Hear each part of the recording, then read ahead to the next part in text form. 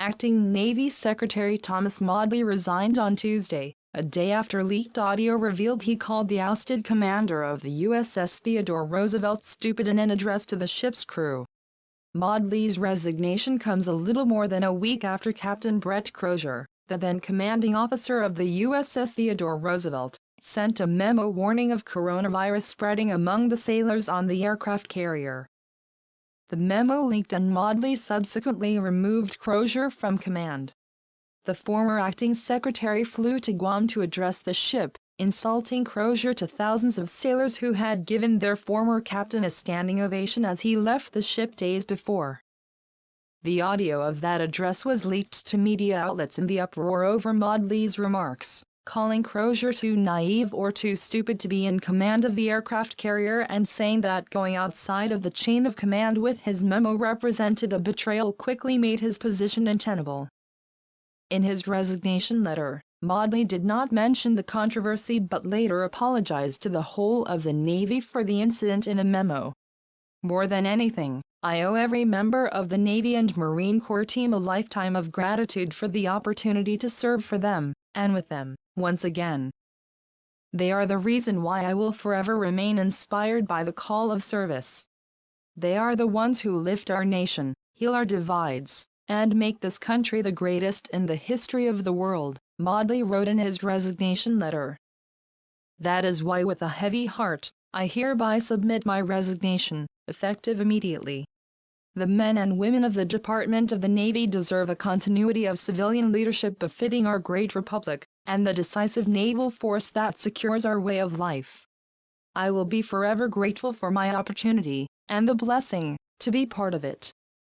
Defense Secretary Mark Esper said in a letter that he accepted Maudley's resignation Tuesday morning, confirming CNN's earlier reporting that Maudley had resigned. He resigned of his own accord, putting the Navy and sailors above self so that the USS Theodore Roosevelt and the Navy, as an institution, can move forward, Esper wrote. His care for the sailors was genuine. Secretary Maudley served the nation for many years, both in and out of uniform. I have the deepest respect for anyone who serves our country, and who places a greater good above all else. Secretary Maudley did that today, and I wish him all the best. Undersecretary of the Army James McPherson, who served on the USS Theodore Roosevelt in the 1980s, has been tapped to succeed Maudley, Esper wrote. McPherson is a retired Rear Admiral and was the former Judge Advocate General of the Navy. A betrayal. Maudley relieved Crozier of duty late last week after a memo the captain had written to Navy officials leaked to the press. Crozier wrote of the challenge of trying to contain a coronavirus outbreak aboard the ship and urgently requested that sailors be allowed to quarantine on land. Maudley told the crew that Crozier had to go, citing loss of confidence and a failure to adhere to the chain of command. It was a betrayal of trust, with me, with his chain of command, he said in remarks that were piped over the vessel's public address system. Maudley also suggested Crozier leaked the memo on purpose or was too naive or too stupid to be in command if he didn't think that sending it to over 20 people would not result in it getting out to the public. If he didn't think, in my opinion, that this information wasn't going to get out to the public, in this day and information age that we live in, then he was either A, too naive or too stupid to be a commanding officer of a ship like this, Maudley said. The alternative is that he did this on purpose.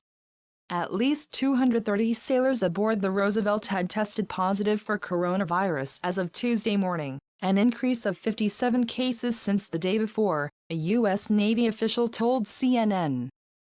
Officials at the Pentagon are split about whether Crozier should have been relieved, but most feel the situation was badly handled and is now causing additional problems at an already difficult time. The situation quickly escalated and Trump was asked about Maudley's comments during Monday's briefing from the White House Coronavirus Task Force. I haven't heard it exactly, I heard they heard, Trump said, referring to the crew of the USS Theodore Roosevelt. I heard they had a statement that was made. If that were the statement, it's a strong statement. Trump added that he may just get involved. Shortly afterward, Maudley moved into damage control mode, but his apology still insinuated that Crozier had deliberately leaked the memo himself. I believe, precisely because he is not naive and stupid, that he sent his alarming email with the intention of getting it into the public domain in an effort to draw public attention to the situation on his ship. I apologize for any confusion this choice of words may have caused, he said. Maudley also apologized directly to Crozier for any pain my remarks may have caused. Crozier and his family, and the entire Navy, have my full commitment that I will continue to help get the TR back to full health and back to see where we can move forward beyond this unfortunate situation, he said. I lost situational awareness. After he resigned on Tuesday, Maudley again apologized for his comments about Crozier and his familiar tone, telling the Navy in a memo that, upon getting on the ship I lost situational awareness. When I walked on the quarterdeck of the TR I lost situational awareness and decided to speak with them as if I was their commander, or their shipmate, rather than their secretary, Maudley wrote. They deserved better, and I hope that over the passage of time that they will understand the words themselves rather than the manner in which they were delivered. But what's done is done. I can't take it back, and frankly I don't know if I walked back up that quarterdeck today if I wouldn't have the same level of emotions that drove my delivery yesterday. Maudley said he now recognized that the crew deserved a lot more empathy and a lot less lecturing during his remarks.